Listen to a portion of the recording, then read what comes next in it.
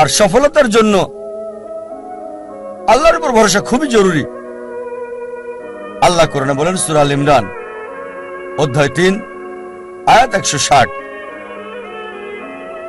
যদি আল্লাহ চান কেউ পেছনে ফেলতে পারবে না, আর তিনি সাহায্য না করলে কে আছে এমন যে সাহায্য করবে? আর মুমিন লোকগণ কেবল আল্লাহর উপরে ভরসা করেন।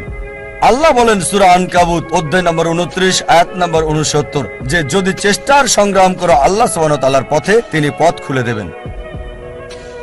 আল্লাহ আরো বলেন সূরা নাহাল অধ্যায় 17 আয়াত 43 এবং সূরা আম্বিয়া অধ্যায় 21 আয়াত 7, ফাসআলু আহলে যিকরি ইন কুনতুম লা তা'লামুন।